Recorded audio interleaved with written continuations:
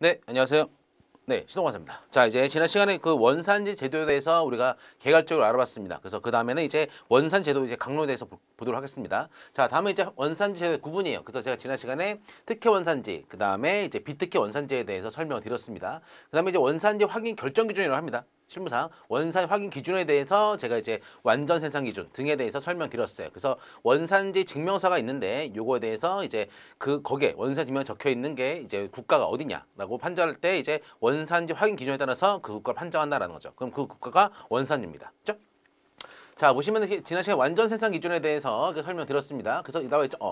관습법 등에 대해서 부가징수, 통관, 원산증명서 등의 확인 요청에 따른 조사를 등을 위해서 원산 확인할 때에는 다음 어느 하나에 해당하는 나라를 원산지로 한다라고 되어 있습니다. 그래서 뭐 일반 특혜관세를 매길 때 또는 최혜빈 개발도상국에 대한 특혜관세 매길 때 그러면은 최혜빈 개발도상국으로부터 수입된 물품에 대해서만 혜택을 주는 겁니다. 그러면은 정말로 그 국가로부터 물품이 만들어져 가지고 수입됐는지에 대해서 판단할 때 이제 요 안전생산 기준, 그 원산 확인 기준에 따라서 이제 판단을 하는 거죠. 그렇죠?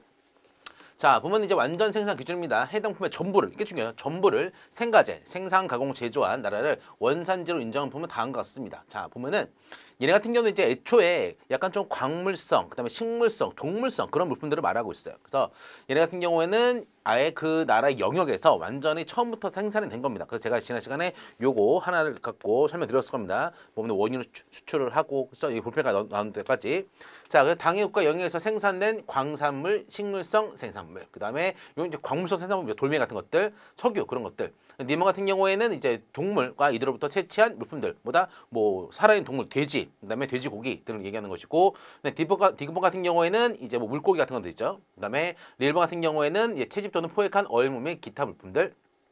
당해 국가에서 제조 과정의 공정 중에서 발생한 부스러기들. 그래서 그 국가에서 만들 때 나온 부스러기들도 보다 완전 생산품입니다. 자, 비읍번. 그다음에 이제 그 위부터 미음까지 해당 물품을 원재료로 해서 제조 광업 물품들. 그래서 얘네는 이제 애초에 원산지 완전 생산 기준에 대한 물품이니까 애초에 그 국가에서 완전히 생산된 겁니다. 그거를 가지고 또 만든 물품도보다 완전 생산 물품이라는 거예요. 그죠? 그래서 요거 대상 중요하고. 자, 그 다음에 실질적 변형 기준이 있습니다. 거의 다 이제 이겁니다. 그래서 완전 생산 기준에 따른 물품은 많이 없어요. 거의 다 이제 이런 1차적인 상품들이고, 그다음에 두 번째 이제 공산품 같은 경우는 거의 다 실질적 변형 기준입니다. 그래서 제가 지난 시간에 3번 변경 기준, 그다음에 부가가치 기준, 가공 공정 기준에 대해서 예시를 들었죠. 자, 실질적 변형 기준 중요한 게 이거예요. 2개국 이상 국가에서 이제 생가제 된 경우에는 본질의 특성을 분실성 부여하기에 충분한 정도의 실질적인 생가제가 최종적으로 수행되는 원산지로 한다라는 겁니다. 그게 바로 보다 실질적 변경 기준이다. 그 중에서 종류가 뭐가 있다? 3번 변경 기준이 있고, 그 다음에 부가가치 기준 있고, 주요 공정 기준이 있습니다. 부가가치 기준은 또 가공 공정 기준이라고도 합니다.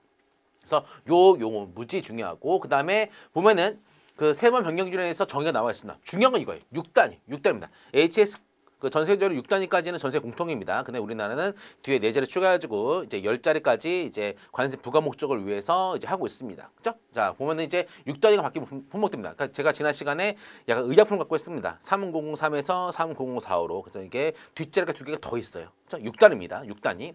6단위에 대한 변경을 일으키는 국가를 뭐한다? 최종적으로 생산한 국가를 한다라는 겁니다. 그게 바로 뭐다? 3번 변경 기준이다.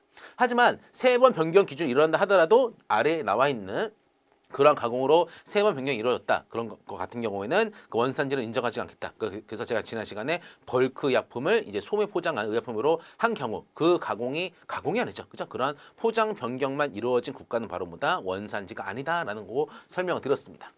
자, 그래서 얘는 3번 변경이 일어난다 하더라도 원산지가 아니에요. 뭐다? 물품에 대해서 실질적인 가공이 이루어지는 공정이 아닙니다. 단순한 포장, 절단 그런 것들. 그죠? 그런 거는 이제 그 국가를 원산지로 하면 안 되죠. 그죠?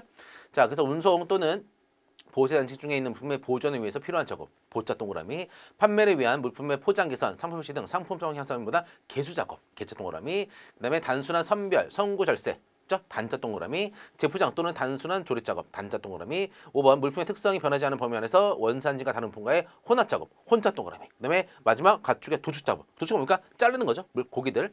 이런 것 같은 경우는 단순한 공정이다. 즉 뭐다? 얘네들은 뭐라냐면 실무상 불인정 공정이라고 합니다. 아무리 3번 변경 기준 이 3번 변경이 바뀌더라 하더라도 이러한 공정으로서 3번 변경이 변경된다. 그럼 그 국가가 원산지가 아니다라는 거예요. 그러니까 보안이 돼. 보안.